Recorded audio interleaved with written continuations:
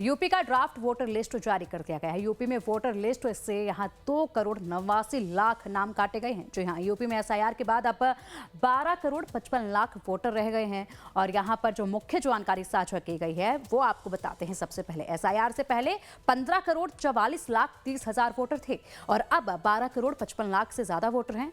और इसी के साथ यहाँ 2,89,00,000 वोटरों के नाम काट दिए गए हैं।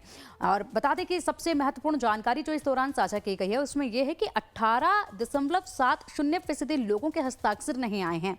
तो अब इनके हस्ताक्षर बचे हैं। इसके लिए ये लोग जो है आवेदन कर सकते हैं। यहाँ पर ऑनलाइन पोर्टल पर जाकर लगातार जानकारी साझा की जा रही है। बीएलओ की मदद जो है वो भी ली जा सकती है। और इसी के साथ 46,23,000 मतदाता वो हैं जिनके नाम काटे गए, जो कि मृत पाए गए हैं। 2,17,00,000 मतदाता दूसरी जगह पर शिफ्ट हो गए हैं। ये इतनी ज्यादा संख्या में दूसरी जगह पर जो मतदाता शिफ्ट हुए हैं, इसके पीछे की वजह क्या है ये भी जानना जरूरी है। एक से अधिक स्थान पर पंजीकृत भी पाए गए हैं। एक से अधिक स्थान पर जो पंजीकृत पाए गए हैं उनकी संख्या है 25,47,000 वोटर्स। एक महीने के अंदर आपत्ति दर्ज कराई जा सकती है। 6 फरवरी तक अपनी आपत्ति दर्ज करा सकते हैं। 6 मार्च को अंतिम मतदाता सूची जारी होगी। जिनके नाम ड्राफ्ट में नहीं है वो फॉर्म 6 भर सकते हैं। और उसके बाद जब 6 मार्च को अंतिम यहां पर सूची जारी की जाएगी तो उस वक्त देखना होगा कि कितना डिफरेंस जो है वो आता है, जो आज जानकारी साझा की गई है इसमें, और कितना जो वोटर्स हैं वो जागरूक होकर अपने नाम को जुड़वाते हैं या कोई भी आपत्ति जो है वो दर्ज करवाते हैं जिनके नाम इस लिस्ट में नहीं है। विशेष प्रगाढ़ पुनरीक्षण 2026 में उत्तर प्रदेश राज्य की draft voter list, draft electoral roll हम लोग पब्लिश कर रहे हैं। और सारे 75 जनपदों में आज ज़िला निर्वाचन अधिकारियों की बैठक राजनीतिक दलों के साथ हुई है। मान्यता प्राप्त राजनीतिक दलों को, उनको ड्राफ्ट इलेक्टोरल रोल की एक प्रिंटेड कॉपी और एक सॉफ्ट कॉपी दे दी गई है। और जैसा कि आप देख सकते हैं, सीईओ उत्तर प्रदेश का जो पोर्टल है, वेब पोर्टल ceo.uttarpradesh.nic.in जो स्क्रीन पे है, इसको जैसे ही हम खोलते हैं, इस वेब पोर्टल पे जाते हैं तो पहला ये जो पॉपअप विंडो सामने आप देख रहे हैं, ये कोई भी व्यक्ति जाएगा तो पॉपअप विंडो आएगा जिसमें जो नीचे है ड्राफ्ट इलेक्टोरल रोल, उस पर क्लिक करके हम किसी जनपद की किसी असेंबली कॉन्स्टिट्यूंसी उसमें वोटर लिस्ट में अपना नाम देख सकते हैं। हमारा 27 अक्टूबर 2025 से विशेष प्रगाढ़ पुनरीक्षण उत्तर प्रदेश में प्रारंभ हुआ, जिसमें 4 नवंबर 2025 से इसका जो पहला चरण था, जिसको एन्यूमरेशन फेज हम बोलते हैं, गणना चरण, वो प्रारंभ हुआ था। गणना चरण में क्या हुआ, सबसे पहले तो 27 अक्टूबर 2025 जिस दिन अनाउंसमेंट हुआ इसका एसआईआर का, उस दिन हमारी उत्तर प्रदेश की जो मतदाता सूची थी existing as on that date, उसको फ्रीज कर दिया गया था। और उसमें जितने भी मतदाता थे 15,44,30,092, उन सारे मतदाताओं का इंडिविजुअल एक का अलग से यूनिक एन्यूमरेशन फॉर्म, एक गणना प्रपत्र हमने निकाला था और 2 कॉपियों में, और बीएलओ को देके ये निर्देश थे कि वो हर मतदाता के पास जाके उसको एक प्रपत्र देंगे, उसको भरवा के लेंगे और एक उसको हस्ताक्षर करके एक रसीद के रूप में दूसरा दे देंगे। ये कार्य गणना चरण में होना था। शुरुआत में ये हमारा गणना चरण था, इसमें 1 सप्ताह के लिए समय बढ़ाया गया था पूरे देश के लिए। हमारा 11 दिसंबर को गणना चरण समाप्त होना था, लेकिन बड़ी संख्या में उत्तर प्रदेश में मतदाताओं के नाम ड्राफ्ट वोटर लिस्ट से हट रहे थे, लगभग 2,97,00,000 के करीब। इसको देखते हुए, और मैपिंग भी उस समय हमारी काफ़ी तेज़ी से हो रही थी, इसको देखते हुए 15 दिन का अतिरिक्त समय हमने मांगा था भारत निर्वाचन आयोग से उत्तर प्रदेश के लिए, जो मिला। और गणना चरण फिर 11 दिसंबर की बजाय 26 दिसंबर तक हमारा चला। 26 दिसंबर को गणना चरण समाप्त हो गया। इससे संबंधित सारी फील्ड की कार्रवाइयाँ समाप्त हो गई थी। और हमारा 31 दिसंबर को वोटर लिस्ट प्रकाशन की तिथि थी। लेकिन साथ ही साथ जो हमारा फील्ड में जो वर्क चल रहा था, इसके साथ ही साथ भारत निर्वाचन आयोग के निर्देश थे कि अगले जो भी इलेक्शन होंगे उसमें एक पोलिंग स्टेशन पर, एक मतदेय स्थल पर 1200 से अधिक वोटर नहीं रहेंगे। तो हमारे जो इससे पहले का एक स्टैंडर्ड था वो 1500 वोटर्स का था, तो काफ़ी ऐसे मतदेय स्थल थे जिनमें 1200 से अधिक वोटर थे। तो उसको हमने रैशनलाइज, एक संभाजन की प्रक्रिया है कि नए पोलिंग स्टेशन बनाएं, जहां अधिक मतदाता है उनको शिफ्ट करके नए पोलिंग स्टेशन पे ले जाएं।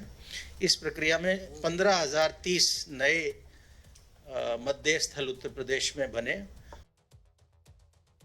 और चलिए अब अधिक जानकारी के लिए हमारे सहयोगी मदन मोहन शर्मा का रुख करेंगे। मदन, आखिरकार सूची जारी कर दी गई है और इसी के साथ महत्वपूर्ण जानकारी जो है वो भी साझा की गई है। अब इंतजार है 6 मार्च का, लेकिन उससे पहले यहाँ पर बड़े बदलाव होने भी जरूरी हैं, लोगों को जागरूक होना भी बेहद जरूरी है। अब देखिए, जानकारी जो दी गई है उसमें बताया गया है कि 18.70% लोगों के हस्ताक्षर नहीं आए हैं। एक बड़ा मार्जिन हो जाता है ये, तो ऐसे में इन लोगों को जागरूक करना होगा, तब जाकर उनके साइन होंगे और फॉर्म जो है वो फिल किया जाएगा, तब जाकर आगे का प्रोसेस होगा। और जो बहुत बड़ा डिफरेंस देखा जा रहा है उसमें कहीं कमी आएगी। हाँ दीपक, के बिल्कुल जिस तरह से कहा जाए कि आज जो है इलेक्टोरल पहली जो है सूची जारी कर दी गई है। और ऐसे में अगर हम बात करें कि वाराणसी की, तो वाराणसी में अगर कहा जाए तो 31 लाख मतदाता हैं, जिसमें से अगर हम बात करें तो 5,73,000 मतदाता के नाम जो है वो कट गए हैं। और ऐसे में अब जो है उनके लिए कहा जाए कि फिर से जो है उनको वो दावा कर सकते हैं या आपत्ति दर्ज करा सकते हैं। और ऐसे में जो नए जो मतदाता होंगे उसको वो जो है फॉर्म 6 के जरिए जो है वो कहा जाए कि अपना नाम जो है दर्ज करा सकते हैं। लेकिन फिलहाल अगर कहा जाए तो कई ऐसे मतदाता जिनका जो नाम कटे हैं, या तो वो कहीं अन्यत्र शिफ्ट हो गए हैं या जिनकी मृत्यु हो चुकी है, या बहुत से ऐसे मतदाता हैं जिन्होंने जो कहा जाए कि फॉर्म पे जो है साइन नहीं किया है। और कुछ ऐसे मतदाता भी हैं जिनकी अभी मैपिंग जो है वो नहीं हो पाई है। तो ऐसे में कहा जाए कि अब जो है 6 फरवरी तक जो है उनको जो है 1 महीने का जो टाइम मिला है, उसमें टाइम के अंतर्गत जो है अपना जो नाम जो है वो दर्ज करवा सकते हैं। और जिनको कोई आपत्ति है वो आपत्ति जो है उसमें कर सकते हैं। तो कुछ देखिए यहाँ पे जो लोग हैं उनसे जानने की कोशिश करेंगे। भैया, आज कहा जाए तो इलेक्ट्रल जो पहला जो है सूची जो जारी हो चुका है, किस तरह से इसको देख रहे हैं आप? बहुत सही है। और जो सूची थी वो बहुत पुरानी हो गई थी, 2003 से थी। तो बहुत से मतदाता थे जिनकी मृत्यु हो गई है या कहीं शिफ्ट हो चुके हैं। तो ये बहुत जरूरी था। और जिससे जो वैसे मत थे जो पढ़ते नहीं थे, सिर्फ वैसे ही सूची में थी, तो नाम हटना बहुत जरूरी था। और मैं खुद अध्यापक हूँ, तो मैं SIR का कार्य किया हूँ, तो बहुत जरूरी था ये। 5,73,000 जो मतदाता थे उनके नाम कटे हैं वाराणसी से। हाँ, तो सही भी है। और कुछ हो सकते हैं, कुछ जो छूटे हैं। तो जितनी टाइम मिली है, लगभग 30 दिन का समय है, तो जिनका नाम छूट गया है वो अपनी आपत्ति दर्ज करा सकते हैं। बहुत से ऐसे लोग हैं जिनकी मैपिंग भी नहीं हो पाई है अभी। हाँ, तो अब इतना बड़ा हमारा जनसंख्या है कि उसमें कुछ ह्यूमन एरर हो सकते हैं, तो फिर भी कुछ और समय मिल जाता तो सही है। देखिए क्या होता है। क्या कहना चाहिए? आ जाती है। नहीं, जैसे कि भाई साहब ने बताया कि कुछ समय और मिल जाता है, तो उसके लिए अच्छे तरीके से सब चीज़ें क्लियर हो जाती हैं। तो यहाँ पे जो लिस्ट जारी किया गया उसमें बहुत से लोगों का, जैसे कि दूसरे स्टेट में भी रह रहे थे, तो वहाँ पे भी चला था। तो उसके उस वाले तरफ मैं ऐसा देखा हूँ, कम से कम नहीं तो 100-150 लोगों को मैं जानता हूँ अच्छे तरीके से, जो कि यहाँ पे कैंसिल करके दूसरे जगह हुआ है। यहाँ पे भी चल रहा था। तो SIR से तो फायदा हुआ भी है। और कुछ चीज़ें हैं कि जो कि क्लियर तरीके से नहीं हो पाई हैं। तो जैसे बताया गया कि एक समय दिया गया, तो उस समय जो देने के बाद इसमें फिर से उनका हो सकता है। और बहुत से लोग इसका विरोध भी जैसे कर रहे हैं कि हमारा कट गया। तो इसमें बताना चाहेंगे जैसे कि ये जो समय अभी मिला हुआ है, इसमें हम इसको सही तरीके से कर सकते हैं और अच्छा। बिल्कुल। तो देखिए, जिस तरह से कहा जाए कि अभी 1 महीने का समय मिला है, इसमें लोग जो है आपत्ति दर्ज करा सकते हैं, दावा कर सकते हैं, अपना नाम जुड़वा सकते हैं। कई ऐसे मतदाता हैं जिनको कहा जाए कि अन्यत्र जो शिफ्ट हो गए हैं उनके नाम उसमें कटे हैं। और वही जैसा मैंने पहले बताया कि कई की जो है मृत्यु हो चुकी है, कई के एड्रेस जो है नहीं मिले हैं। तो ऐसे कई मतदाता हैं जिनकी जो है अब लिस्ट जारी हुई।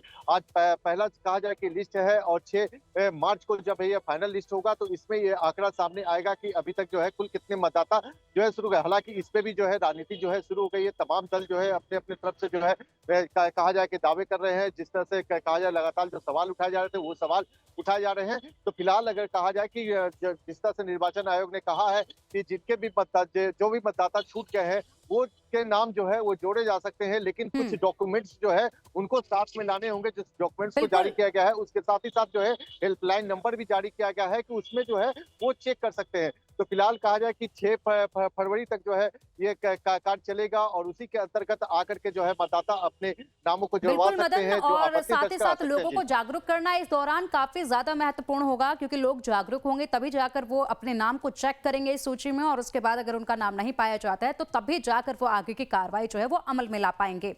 इसी के साथ अगर बात की जाए तो इस अगर सूची को बेहद ही गौर से देखा जाए तो वो कौन से जिले हैं जहां पर सबसे अधिक नाम जहां से काटे गए हैं? तो ऐसे कोई स्पेसिफिक जिले जिनका नाम इस वक्त सामने आ रहा हो? क्योंकि साफ तौर पर अगर बात की जाए तो लखनऊ का नाम जो है वो सबसे आगे नजर आ रहा था कि लखनऊ से हो सकता है कि सबसे ज्यादा नाम जो है वो काटे गए हों। उसके पीछे भी एक बड़ा कारण जो है वो बताया जा रहा है। देखिए पिंकी, जिस तरह से कहा जाए कि लखनऊ में जिस तरह से जो आंकड़े आए हैं वहां पे जो है सबसे ज्यादा डर है। वहीं वाराणसी में भी जो है कहा जाए लगभग 6.25 लाख, यानी कि जहां पे 31.5 लाख मतदाता थे वहां पे 6.25 लाख जो है कहा जाए कि मतदाता के जो नाम कटे हैं। तो कहीं ना कहीं जो है वाराणसी भी इसमें ज्यादा है। और ये देखने वाले, क्योंकि इसमें से 2 विधानसभा में सबसे ज्यादा जो कहा जाए कि उत्तरी विधानसभा और वाराणसी जो कैंट विधानसभा है, इस विधानसभा में सबसे ज्यादा जो है नाम कटे हैं। वहीं अगर ग्रामीण क्षेत्रों की बात करें, अजगरा हो गया, पिंडरा हो गया, रोहनिया हो गए, इन जगह पे मतदाता के जो है कहा जाए कि ज्यादा 100% लगभग कहा जाए कि उनके जो है SIR के फॉर्म भरे गए। लेकिन जो शहरी क्षेत्र ठीक है मदन जी, आएंगे आपके पास। फिलहाल समाजवादी पार्टी के प्रवक्ता अनुराग भतौरिया जी हमारे साथ है। सर, बहुत स्वागत है आपका लाइव टाइम्स पर। SIR की ड्राफ्ट सूची आज जारी कर दी गई है, क्या कुछ कहेंगे आप? देखिए, जिस तरह की वोटर लिस्ट में अभी नाम 2.89 लाख करोड़ वोट कटे हैं, जैसा कि अभी ड्राफ्ट में पता चल रहा है। अब सवाल उठता है कि कौन से लोग हैं, कैसे लोग हैं, उसका अध्ययन कर लें। कहाँ पे काटे, किस लोगों को कैसे काटा गया, कौन लोग हैं जो कितने, कुछ बताया जा रहा फॉर्म सबमिट नहीं हुए, वो फॉर्म जो सबमिट नहीं हुए वो कौन लोग थे। तो जब तक इसको पूरी तरह से मैं इसको देख नहीं लेता, समझ नहीं लेता, तब तक अभी कुछ बोलना बड़ा मुश्किल है। लेकिन हाँ, ये जरूर है कि अगर वोट कटे हैं तो सरकार को ये भी बताना पड़ेगा उसमें चुनाव आयोग कि इसमें घुसपैठिए कितने हैं, ये भी तो सरकार बताए ना।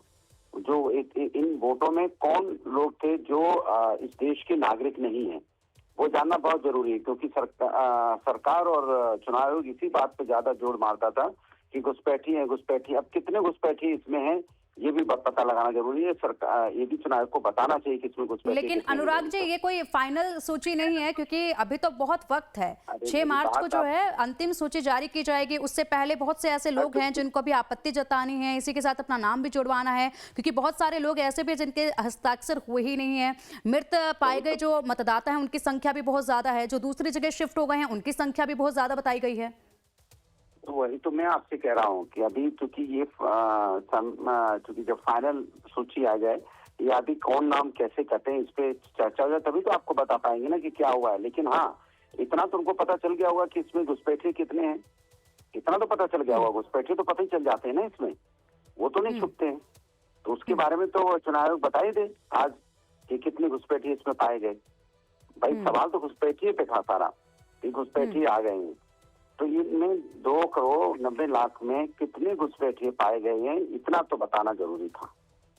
ये मैं जानना भी चाहता हूँ। घुसपैठिए तो बहुत खतरनाक समस्या है ना समाज के लिए, देश के लिए। तो इतना तो पता जरूर सरकार को बताना चाहिए था, चुनाव आयोग को बताना चाहिए था कि भाई घुसपैठिए इतने मिले इसमें। ये मेरा सबसे बड़ा सवाल है, इसको मैं जानना चाहता हूँ। बिल्कुल ठीक है।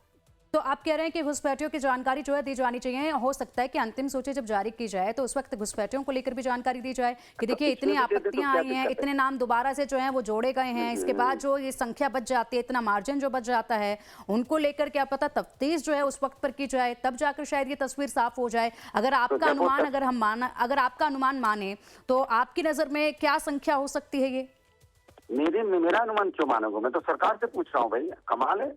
सब अनुमान विपक्षी बताएगा। चुनाव आयोग बताएगा ना कि उन्होंने फॉर्म सबमिट कराए तो कितने उन्हें संदिग्ध लगे हैं। ये तो उनको एक आंकड़ा देना चाहिए था ना। घुसपैठिए तो पता चल जाते घुसपैठिए कितने मिले, उसके लिए इतना चिंता करने की क्या जरूरत थी। वो तो बता ही देते कितने घुसपैठिए हैं। भाई आप जितने शिफ्ट हो गए, जितने इधर माइग्रेट हो गए, कितनों ने अपना वोट ट्रांसफर कर लिया, कुछ शिफ्ट हो गए, ये तो पता चल रहा है। इसके साथ ये भी पता चल जाता है घुसपैठिए कितने थे। ये तो उन्हें पता ही चल गया होगा, फिर क्यों नहीं बता रहे। ये भी तो एक सवाल है ना। ये सवाल आपको उनसे पूछना चाहिए बजाय मुझसे पूछने के। नहीं, वो तो अभी अंतिम सूची आएगी तब पूरी तस्वीर जो है वो साफ होगी, क्योंकि अभी तो सिर्फ एक ड्राफ्ट लिस्ट जो है वो जारी की गई है। अनुराग जी, ड्राफ्ट लिस्ट जो है वो सिर्फ केवल जारी की गई है। अभी बहुत सारी चीजें हैं जिसमें तब्दीली आनी है, उसके बाद जो है आगे पूरा प्रोसेस होगा, तब जाकर एक अंतिम सूची जारी की जाएगी। तो सब कुछ जब अंतिम सूची पे होगा तो आप सवाल क्या पूछ रही है, बता दीजिए मुझे। जब सब कुछ अंतिम पे होगा तो अंतिम लेकिन पे आप बड़ी बात यह है जी, बिल्कुल बड़ी बात यह है कि जी बिल्कुल अनुराग जी, बड़ी बात यह है कि एसआईआर का प्रोसेस जो है वो पूरा हो चुका है, लेकिन विपक्ष जो है वो अभी भी यहाँ पर कुछ सवालों को लेकर ही खड़ा है, घुसपैठियों के सवालों को लेकर ही खड़ा है। हालांकि ये रस्साकसी जो है वो चलती रहेगी। फिलहाल बहुत शुक्रिया आपका लाइफ टाइम्स के साथ जुड़ने के लिए।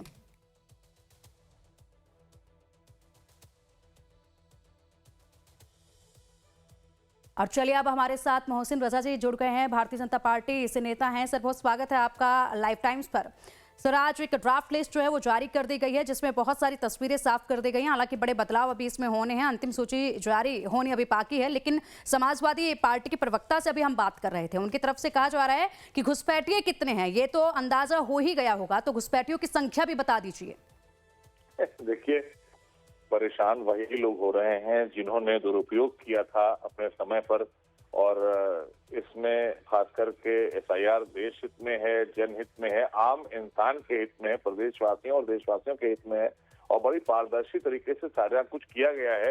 इसमें सारा विधिक है और सारी चीजें, सारे राइट्स आपको दिए गए हैं। एक वोटर जाएगा, अपनी बात कहेगा, वो यहाँ से शिफ्ट हो गया है तो दूसरी जगह अगर है तो वहां भी एसआईआर हो रहा है, वहां पर भी वो अपना वोट दर्ज करा सकता है। यहाँ नहीं है तो यहाँ से उसका नाम वहां शिफ्ट कर दिया गया है, तो यहाँ से या वो यहाँ से चला गया है तो यहाँ की लिस्ट से नाम उसका हट जाएगा। और जिसका नहीं है और यहाँ पर रह रहा है वो यहाँ पर अपना नाम दर्ज करा लेगा। तो आप ये बताइए, इतनी अच्छी पारदर्शी व्यवस्था के तहत सारा कुछ पूरे देश में हो रहा है एसआईआर को लेकर। उत्तर प्रदेश में भी ऐसा ही हुआ है। अब उसको लेकर जो लोगों ने गलत वोट बनवाए थे, जिन्होंने गलत लोगों को एंटर किया था उसमें, चाहे वो घुसपैठिए रहे हों, चाहे वो ऐसे लोग रहे हों जो जिनका वोट यहाँ नहीं है, बांग्लादेशी हो, उनसे वो वोट लेकर यहाँ पर अपनी सरकारें बना लिया करते थे। ऐसे ही और भी राज्यों में पाया गया, तो उनके वोट तो कटेंगे ना। हमारे देश के संसाधन पे देश के ही व्यक्ति का अधिकार होना चाहिए ना, जो पात्र बनेगा। तो इसलिए ये व्यवस्था सरकार जो भी रही हो हमेशा देती रही है, और सरकारें जनहित के लिए काम करती हैं। तो आज आदरणीय मोदी सरकार में भी जो ये काम हो रहे हैं पारदर्शी तरीके से हो रहे हैं, और ये नहीं कि बहुत चोरी छुपे हो रहे हैं, बहुत खुलकर हो रहे हैं। इन्होंने तो चोरी छुपे बहुत से काम गलत किए थे। लेकिन मोहसिन रजा जी, यहाँ पर विपक्ष जो है वो यही बात कह रहा है कि घुसपैठिए कितने थे इसकी जानकारी मिल पाएगी यानी अंतिम सूची आने के वक्त पर, या फिर ये जानकारी जो है वो साझा ही नहीं की जाएगी। फिलहाल देखना होगा कि क्या कुछ अंतिम सूची में बदलाव जो है वो देखे जाते हैं। बहुत शुक्रिया आपका लाइव टाइम्स के साथ जुड़ने के लिए।